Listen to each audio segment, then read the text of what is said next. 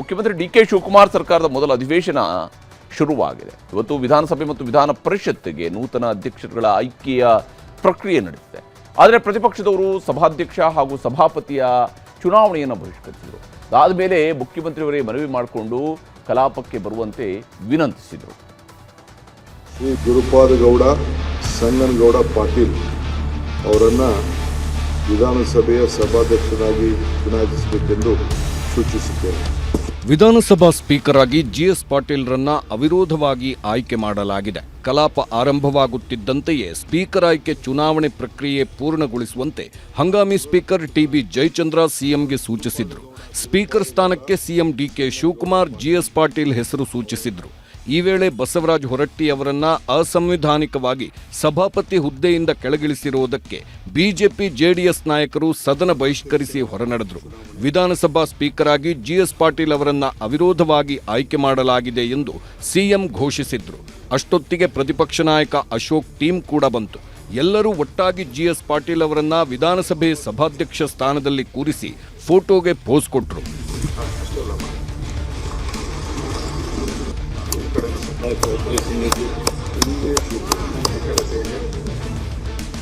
ಇನ್ನು ವಿಧಾನ ಪರಿಷತ್ ಕಲಾಪ ಆರಂಭವಾಗ್ತಿದ್ದಂತೆ ಗಲಾಟೆ ಜೋರಾಯಿತು. ಚುನಾವಣೆ ಯಾಕೆ ನಡೆಯುತ್ತಿದೆ ಅನ್ನೋ ಬಗ್ಗೆ ಚರ್ಚೆ ಮಾಡಿ ಅಂತ ವಿಪಕ್ಷ ನಾಯಕ ಛಲವಾದಿ ನಾರಾಯಣಸ್ವಾಮಿ ಆಗ್ರಹಿಸಿದ್ರು. ಸಭಾಪತಿ ಚುನಾವಣೆ ನಡೆಯಲಿ ಎಂದು ಕಾಂಗ್ರೆಸ್ ನಾಯಕರು ಪಟ್ಟು ಹಿಡಿದ್ರು. ಹೊರಟ್ಟಿ ಅವರಿಂದ ಬಲವಂತವಾಗಿ ಸರ್ಕಾರ ರಾಜೀನಾಮೆ ಪಡೆದಿದೆ ಅಂತ ಸರ್ಕಾರದ ವಿರುದ್ಧ ಬಿಜೆಪಿ ಸದಸ್ಯರು ಮುಗಿಬಿದ್ರು. ಗೂಂಡಾ ಸರ್ಕಾರ ಎಂದು ಘೋಷಣೆ ಕೂಗಿ ಆಕ್ರೋಶ ಹೊರಹಾಕಿದ್ರು.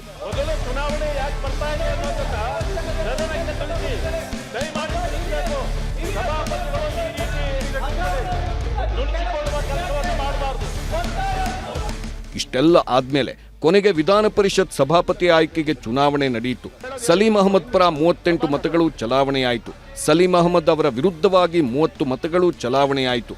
ಕೊನೆಗೆ ಧ್ವನಿಮತದ ಮೂಲಕ ಸಲೀಂ ಅಹಮದ್ ಅವರ ಹೆಸರನ್ನ ವಿಧಾನ ಪರಿಷತ್ ಸಭಾಪತಿ ಸ್ಥಾನಕ್ಕೆ ಅಂಗೀಕರಿಸಿದ್ರು.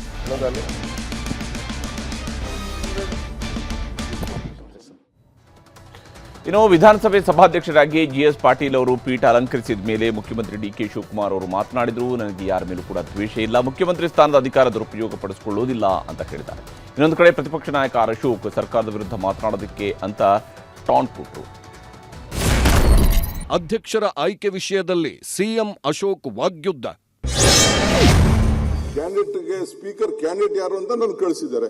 ಅದಕ್ಕೆ ನಮ್ಮ ಸ್ನೇಹಿತರುಗಳು ಪ್ರತಿಭಟನೆ ಮಾಡೋದು ಅದು ಸರಿ ಇಲ್ಲ. ದಯವಿಟ್ಟು ಕಳಿಸ್ಕೊಡಿ, ಬರಬೇಕು ನಿಮ್ಮ ಸ್ಥಾನಕ್ಕೆ. ಸ್ಪೀಕರ್ ಆದವರು ಇಬ್ಬರಿಗೂ ಕಿವಿ ಕೊಡಬೇಕು, ಅವ್ರಿಗೂ ಕಿವಿ ಕೊಡಬೇಕು, ನಮಗೂ ಕಿವಿ ಕೊಡಬೇಕು. Is A non party. Congress letter head ಅಲ್ಲಿ ತಮ್ಮ ಹೆಸರು ಬಂದಿದೆ. ಕಾಂಗ್ರೆಸ್ ಲೆಟರ್ ಹೆಡ್ ಅಲ್ಲಿ ಬರಲಿ, ಡಿ.ಕೆ. ಶಿವಕುಮಾರ್ ಹೆಸರು ಬರಲಿ, ಉಳಿದವ್ರು ಯಾರು ಜಮೀರು ಯಾರದೇ ಬೇಕಾದ್ರೆ ಬಂದ್ಗಡ್ಲಿ. ಆದರೆ ತಮ್ಮ ಹೆಸರು ಕಾಂಗ್ರೆಸ್ ಲೆಟರ್ ಅಲ್ಲಿ ಬಂದಿದ್ದು ಒಂದು ಒಳ್ಳೆ ಸಂಸ್ಕೃತಿ ಅಲ್ಲ. ಆ ಸ್ಥಾನ ಇದೆಯಲ್ಲ, ಅದು ಕಾಂಗ್ರೆಸ್ ಸ್ಥಾನ ಅಲ್ಲ, ಅದು ಸದನದ ಸ್ಥಾನ. ಅದರಿಂದ ಅದಕ್ಕೆ ಕಳಂಕ ಅಂಟಬಾರದು. ಯಾರನ್ನೂ ದ್ವೇಷಿಸಲ್ಲ ಅಂದ್ರು ಮುಖ್ಯಮಂತ್ರಿಗಳು. ನಾವಿರೋದೇ ವಿರೋಧಿಸೋಕೆ ಅಂದ್ರು ಅಶೋಕ್. ಅವರೆಲ್ಲರೂ ಕೂಡ ಅವರೆಲ್ಲ ಜನ ಆಯ್ಕೆ ಮಾಡಿ ಕಳಿಸಿದ್ದಾರೆ. ನನಗೆ ಯಾವ ಹಾರ್ಟ್ ಬರ್ನಿಂಗು ಯಾರ ಮೇಲೂ ಇಲ್ಲ. I am telling you, I am lost. ನನಗೆ ಒಬ್ಬನ ಮೇಲೂ ಕೂಡ ಈ ಅಧಿಕಾರನ ದುರುಪಯೋಗ ಮಾಡಿಕೊಂಡು ಯಾರಿಗೂ ಕೂಡ ತೊಂದರೆ ಕೊಡ್ಲಿಕ್ಕೆ ನನಗೆ ಇಷ್ಟ ಇಲ್ಲ. ನನಗೆ ಇಲ್ಲಿರುವಂತ ಎಲ್ಲ 224 ಶಾಸಕರು ಕೂಡ ಒಂದೇ, ಎಲ್ಲ ಪಕ್ಷದವರು ಒಂದೇ. ಹಿಂದೆ ಇದ್ದೆಲ್ಲ ಮರ್ತು ಬಿಡೋಣ. Let us go is A new plate. ವಿರೋಧ ಪಕ್ಷ ಅನ್ನೋದು ನಾವು ಜನ ನಮ್ಮನ್ನು ಆಯ್ಕೆ ಮಾಡಿರೋದು ಸರ್ಕಾರದ ವಿರುದ್ಧವಾಗಿ ಮಾತಾಡಕ್ಕೆ. ಸರ್ಕಾರವನ್ನು ಹೋಗ್ಲಕ್ಕೆ ನಮ್ಮನ್ನೇನು ಇಲ್ಲಿ ಆಯ್ಕೆ ಮಾಡಿಲ್ಲ. ನಮ್ಮನ್ನು ಸರ್ಕಾರದ ವಿರುದ್ಧವಾಗಿಯೇ ನಾವು ಮಾತಾಡುವಂಥದ್ದು. ಇನ್ನು ವಿಧಾನಸಭೆ ಅಧಿವೇಶನವನ್ನು ಮುಗಿಸಿ ವಿಧಾನ ಪರಿಷತ್ ಕಲಾಪಕ್ಕೆ ಮುಖ್ಯಮಂತ್ರಿಯವರು ಬಂದರು. 2 ಸದನಗಳಲ್ಲೂ ಕೂಡ ಹೊಸ ಸಚಿವರುಗಳನ್ನು ನಿಯಮದಂತೆ ಪರಿಚಯ ಮಾಡಿಕೊಟ್ರು. ಅದಾದಮೇಲೆ ಪ್ರತಿಪಕ್ಷಗಳು ಸರ್ಕಾರ ಒಟ್ಟಾಗಿ ಟೀಮ್ ಕರ್ನಾಟಕವನ್ನು ಮುನ್ನಡೆಸೋಣ ಅಂತ ಕರೆಯನ್ನು ಕೊಟ್ಟಿದ್ದಾರೆ. ಜೊತೆಗೆ ರಾಜಕೀಯದಲ್ಲಿ ವೈರಿಗಳು ಇರಬೇಕು ಅಂತಾನೆ ಪ್ರತಿಪಕ್ಷದವರ ಕಾಲೆಳೆಯುವ ಕೆಲಸವನ್ನು ಮುಖ್ಯಮಂತ್ರಿಯವರು ಮಾಡಿದ್ದಾರೆ. ರಾಜಕೀಯ ಬೇಡ, ಟೀಮ್ ಕರ್ನಾಟಕ ಕಟ್ಟೋಣ. ನಾವು ಏನಾದ್ರು ಈ ಸ್ಥಾನದಲ್ಲಿ ಕೂತ್ಕೊಂಡು ಮಾಡಬೇಕು ಅಂತಂದ್ರೆ ನಿಮ್ ಸಹಕಾರ ಬೇಕು. ನಾವು ನೀವೆಲ್ಲ ಒಂದೇ. Let us work as A team Karnataka. Politics will do outside. Let us do outside politics. ರಾಜಕೀಯದಲ್ಲಿ ವೈರಿಗಳಿದ್ರೆ ಬೆಳೆಯೋದು, ಮಾಧ್ಯಮಗಳು ಟೀಕಿಸಿದ್ರೆ ಕೆಲಸ ಆಗೋದು. ಅವಂತ ನನಗೆ ವೈರಿಗಳಿದ್ರೆ ರಾಜಕಾರಣದಲ್ಲಿ ನಾವು ತಿದ್ಕೊಳ್ಳಿಕ್ಕೆ ಸಾಧ್ಯ. ಮಾಧ್ಯಮದವರು ನಮ್ಮನ್ನ ಟೀಕೆ ಮಾಡಲಿಲ್ಲ ಅಂತಂದ್ರೆ ನಾವು ಎಚ್ಚರಿಕೆ ಮಾಡ್ಲಿಕ್ಕೆ ಸಾಧ್ಯ ಇಲ್ಲ. ಅದಕ್ಕೆ ಪ್ರಜಾಪ್ರಭುತ್ವ ವ್ಯವಸ್ಥೆಯಲ್ಲಿ ಶಾಸಕಾಂಗ, ನ್ಯಾಯಾಂಗ, ಕಾರ್ಯಾಂಗ, ಪತ್ರಿಕರಾಂಗ, these are the 4 pillars of democracy. Jail bail ಎಲ್ಲ ನೋಡಿದ್ಮೇಲೆ ಸಿಎಂ ಆಗಿದ್ದು. ಈ ಜೈಲು ನೋಡಿದೀವಿ, ಬೇಲು ನೋಡಿದೀವಿ. ನಾನು ಕಳ್ಸಿದ್ರು ಜೈಲ್ಗೆ, ನಾನು ಹೋದೆ. ನಾ ಜೈಲಿಂದ ಬಿಜೆಪಿ ಬಂದಾಗ ಜನ ಬಂದು ಓಹೋ ಇವನು ದೊಡ್ಡ ಸಾಧನೆ ಮಾಡಿ ಬಂದ್ಬಿಟ್ಟಿದ್ದಾನೆ ಅಂತ ಎಲ್ಲ ಟೀಕೆ ಮಾಡ್ತಾ ಇದ್ರು. ಈ ಸೇವೆ, ಈ ಚೇರು ದುರುಪಯೋಗ ಮಾಡ್ಕೊಳಕ್ ಹೋಗುದಿಲ್ಲ, ದ್ವೇಷ ಮಾಡಕ್ ಹೋಗುದಿಲ್ಲ. ಅಧಿಕಾರ ಸಿಗದವರು ಕೈ ಹೊಸಕಿಕೊಳ್ತಾರೆ. ನೀವೆಲ್ಲ ರಾಜ್ಯದ ಯಶಸ್ಸಿಗೆ ಸಹಕಾರ ಕೊಡಿ.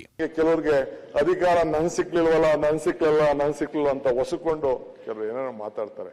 ಅಂದ್ರೂ ನಂಗೇನು ಬೇಜಾರಿಲ್ಲ. ಐ ರಿಕ್ವೆಸ್ಟ್ ಯು, ಜೊತೆಗೂಡುವುದು ಆರಂಭ, ಜೊತೆಗೂಡು ಚರ್ಚಿಸುವುದು ಪ್ರಗತಿ, ಜೊತೆಗೂಡು ಕೆಲಸ ಮಾಡುವುದು ಯಶಸ್ಸು. ಸೊ ಆ ಯಶಸ್ಸಿಗೆ ನಿಮ್ಮೆಲ್ಲರ ಸಹಕಾರ ನಾನು ಬೇಡ್ತೀನಿ. ಇದೆಲ್ಲದರ ಮಧ್ಯೆ ಅಧಿವೇಶನಕ್ಕೆ ಮಾಜಿ ಮುಖ್ಯಮಂತ್ರಿ ಸಿದ್ದರಾಮಯ್ಯನವರು ಇವತ್ತು ಹಾಜರಾಗಿದ್ದರು. ನೂತನ ಸ್ಪೀಕರ್ ಆಯ್ಕೆಯ ಬಳಿಕ ಸಿದ್ದರಾಮಯ್ಯನವರು ಕಲಾಪಕ್ಕೆ ಬಂದರು. ಆಡಳಿತ ಪಕ್ಷದ ಕಡೆಯ ಸಾಲಿನಲ್ಲಿ ಸಿದ್ದರಾಮಯ್ಯನವರು ಕುಳಿತಿದ್ದರು. ಸಿದ್ದರಾಮಯ್ಯನವರು ಕುಳಿತುಕೊಂಡಿದ್ದಂತಹ ಸ್ಥಳಕ್ಕೆ ಬಂದಂತಹ ಶಾಸಕರು, ಸಚಿವರು ಸಿದ್ದರಾಮಯ್ಯನವರನ್ನ ಮಾತನಾಡಿಸ್ತಾ ಇದ್ರು. ಬಿಜೆಪಿ ರಾಜ್ಯಾಧ್ಯಕ್ಷ ವಿಜೇಂದ್ರ ಅವರು ಕೂಡ ಸಿದ್ದರಾಮಯ್ಯನವರ ಬಳಿಗೆ ತೆರಳಿ ಮಾತನಾಡಿಸಿದ್ದು ವಿಶೇಷವಾಗಿತ್ತು. ಇಲ್ಲಿ ಸಿದ್ದರಾಮಯ್ಯನವರು ಹಿಂದಿನ ಸಾಲಿನಲ್ಲಿ ಕುಳಿತಿರುವಂಥದ್ದು, ಅದು ಸಾಮಾನ್ಯವಾಗಿ ಮಾಜಿ ಮುಖ್ಯಮಂತ್ರಿಗಳು ಏನಿರ್ತಾರೆ ಅವರು ಆ ಹಿಂದಿನ ಸಾಲಿನಲ್ಲಿ ಕೂತಿರ್ತಾರೆ. ಹಾಗೆಯೇ ಸಿದ್ದರಾಮಯ್ಯನವರು ಆ ಹಿಂದಿನ ಸಾಲಿನಲ್ಲಿ ಕುಳಿತಿದ್ರು. ಸದನ ಕಲಾಪ ನಡೀತಾ ಇದ್ದಂಥ ಅಲ್ಲಿಗೆ ಅವರು ಕುಳಿತಿದ್ದ ಜಾಗಕ್ಕೆ ಸಹಜವಾಗಿಯೇ ಉಳಿದ ಶಾಸಕರುಗಳು, ಸಚಿವರುಗಳು ಇವರೆಲ್ಲರೂ ಬಂದು ಸಿದ್ದರಾಮಯ್ಯನವ್ರನ್ನ ಮಾತನಾಡಿಸಿದ್ರು. ನಿನ್ನೆ ಅವರು ಸದನಕ್ಕೆ ಬಂದಿರಲಿಲ್ಲ, ಆದರೆ ಇವತ್ತು ಅವರು ಸದನಕ್ಕೆ ರೇಂಜ್ ರೋವರ್ ಕಾರ್ನಲ್ಲಿ ಬಂದು ವಿಧಾನಸೌಧಕ್ಕೆ ಎಂಟ್ರಿ ಕೊಟ್ಟಿದ್ದು ವಿಶೇಷವಾಗಿತ್ತು. ಹೀಗೆ ಸಭಾಪತಿ, ಸಭಾಧ್ಯಕ್ಷರ ಆಯ್ಕೆ ಆಗುವವರೆಗೂ ಅಧಿವೇಶನ ತಣ್ಣಗಿತ್ತು. ಅದಾದ ಮೇಲೆ ಸರ್ಕಾರದ ವಿರುದ್ಧ ಪ್ರತಿಪಕ್ಷಗಳ ವಾಗ್ದಾಳಿ ಬಹಳ ಜೋರಾಗಿತ್ತು. ವಿಜಯನಗರ ಜಿಲ್ಲೆಗೆ ಸ್ವಾತಂತ್ರ್ಯ ದಿನಾಚರಣೆಯ ಧ್ವಜಾರೋಹಣಕ್ಕೆ ಹೋಗುವುದಿಲ್ಲ ಅಂತ ವಸತಿ ಸಚಿವ ಜಮೀರ್ ಅಹಮದ್ ಖಾನ್ ಅವರು ಬರೆದಂತಹ ಪತ್ರವನ್ನು ಹಿಡಿದು ಪ್ರತಿಪಕ್ಷಗಳು ತರಾಟೆಗೆ ತೆಗೆದುಕೊಂಡರು. ಸಚಿವ ಜಮೀರ್ ಅಹಮದ್ ಖಾನ್ ಸ್ವಾತಂತ್ರ್ಯ ದಿನಾಚರಣೆ ವೇಳೆ ಧ್ವಜಾರೋಹಣಕ್ಕೆ ಹೋಗುವುದಿಲ್ಲ ಅಂತ ಪತ್ರ ಬರೆದಿದ್ದಾರೆ.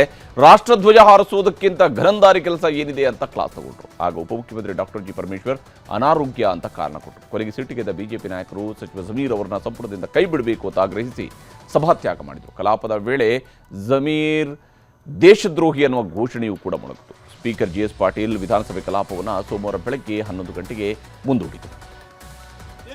ರಾಷ್ಟ್ರೀಯ ದಿನಕ್ಕೆ ನಾನು ಬರ್ಲಿಕ್ಕೆ ಆಗಲ್ಲ ಅಂತ ಒಬ್ಬ ಸಚಿವ ಹೇಳಿದ್ರೆ ಅಂತ ಸಚಿವನ ಯಾಕೆ ಇಟ್ಕೋತೀರಿ? ಮತ್ತೆ ರಾಷ್ಟ್ರಧ್ವಜವನ್ನ ಆರಿಸ್ಲಿಕ್ಕೆ ಆಗದಷ್ಟು ದೊಡ್ಡ ವ್ಯಕ್ತಿತ್ವ ಯಾರ್ದಾಗಾರೆ? ಬೇರೆ ಆಲ್ಟರ್ನೇಟಿವ್ ಜಿಲ್ಲೆಗೆ ಹೋಗೋದಕ್ಕೆ ಅವ್ರಿಗೆ ಆರೋಗ್ಯ ಸರಿ ಇಲ್ಲ ಅನ್ನೋ ಕಾರಣಕ್ಕೆ ಆಗಲ್ಲ ಅಂತ ಹೇಳಿದಾರೆ ಅವರು. ಸಭಾಧ್ಯಕ್ಷರೇ, ಸ್ವಾತಂತ್ರ್ಯ ದಿನದ ಅಂಗವಾಗಿ ಧ್ವಜಾರೋಹಣ ಮಾಡ್ಲಿಕ್ಕೆ ಅವರಿಗೆ ಸಮಯ ಇಲ್ಲ ಅಂತಂದ್ರೆ ಇದು ಯಾವ ರೀತಿ ನಡವಳಿಕೆ? ನೀವೇ ಸಮರ್ಥಿಸ್ಕೊಳಕ್ಕಾಗತ್ತಾ?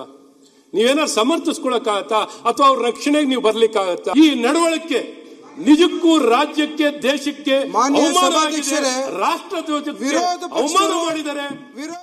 ನಾಳೆ ಸೋಮವಾರಕ್ಕೆ ಮುಂದೂಡಿ ಬೆಳಗ್ಗೆ 11 ಗಂಟೆಗೆ ಮತ್ತೆ ನಾವೆಲ್ಲ ಸೇರೋಣ. ಸ್ವಾತಂತ್ರ್ಯ ದಿನಾಚರಣೆಯಲ್ಲಿ ಭಾಗವಹಿಸೋಕ್ಕೂ ಪುರ್ಸೊತ್ತಿಲ್ಲ ಅಂತ ಹೇಳಿದ್ರೆ ಇಂಥವ್ರನ್ನೆಲ್ಲ ಇಟ್ಕೊಂಡು ಡಿ ಕೆ ಶಿವಕುಮಾರ್ ಮಂತ್ರಿ ಮಾಡೋಕ್ಕೆ ಹೋಗಿದ್ದಾರೆ. ಇದು ದೇಶಕ್ಕೆ ಮಾಡಿದಂಥ ಅಗೌರವ ಅಲ್ವೇನು? ಒಬ್ಬ ಸಚಿವ ಪತ್ರವನ್ನು ಅಧಿಕೃತವಾಗಿ ಕೊಟ್ಟಿದ್ದಾರೆ, ನಾನು ಹೋಗಲ್ಲ, ನನಗೆ ಸಮಯದ ಅವಕಾಶ ಇಲ್ಲ ಅಂತ. ಅದನ್ನು ಮುಖ್ಯಮಂತ್ರಿಗಳು ಒಪ್ಕೊಳ್ತಾರೆ, ಬದಲಾಯಿಸ್ತಾರೆ ಅಂತಂದ್ರೆ ಏನ್ ರಾಷ್ಟ್ರೀಯ ಧ್ವಜಕ್ಕೆ, ರಾಷ್ಟ್ರೀಯ ಆಚರಣೆ ಗೌರವ ಇಲ್ಲೇನೋ? ಸಮಯದ ರಾಷ್ಟ್ರದ ಸ್ವಾತಂತ್ರ್ಯ ದಿನಾಚರಣೆಗೆ ಹೋಗ್ಲಿಕ್ಕೆ ಆಗದಲ್ಲೇ ಇರುವಂತ ಸಚಿವ ಯಾಕಿರ್ಬೇಕಾದ್ರೆ ಸದನದಲ್ಲಿ? ಜಮೀರ್ ಸಾಹೇಬ್ರದ್ದು ಒಂದು ಪತ್ರ ನೋಡಿದೆ ನಾನು ವಿಜಯನಗರ ಜಿಲ್ಲೆಗೆ ಧ್ವಜಾರೋಹಣಕ್ಕೆ ಹೋಗಲ್ಲ, ಉಸ್ತುವಾರಿ ಸಚಿವರು ನನಗೆ ಬೇಡ ಅಂತ. ನನಗನ್ಸುತ್ತೆ ಅವರ ಮನಸ್ಸಿನಲ್ಲಿ ಬೇರೆ ಏನೋ ಇದೆ. ಹೀಗೆ ಜಮೀರ್ ಅಹಮದ್ ಖಾನ್ ಅವರ ವಿರುದ್ಧ ಪ್ರತಿಪಕ್ಷಗಳು ಸಮರ ಸಾರ್ತಾ ಇದ್ದಂತೆ ವಿಜಯನಗರ ಜಿಲ್ಲಾ ಉಸ್ತುವಾರಿ ಸ್ಥಾನವನ್ನು ಮುಖ್ಯಮಂತ್ರಿಗಳು ಬದಲಿಸಿದ್ದಾರೆ. ವಿಜಯನಗರ ಜಿಲ್ಲೆಗೆ ಜಮೀರ್ ಅಹಮದ್ ಖಾನ್ ಅವರ ಬದಲು ಹೊಸ ಸಚಿವರಾಗಿರುವಂತಹ ಬಸವಂತಪ್ಪ ಅವರಿಗೆ ಆ ಹೊಣೆಯನ್ನು ನೀಡಲಾಗಿದೆ. ಇನ್ನು ಉಡುಪಿ ಜಿಲ್ಲೆ ಉಸ್ತುವಾರಿಯಾಗಿ ರಿಜ್ವಾನ್ ಅರ್ಷದ್ ಅವರನ್ನು ನೇಮಿಸಲಾಗಿದೆ.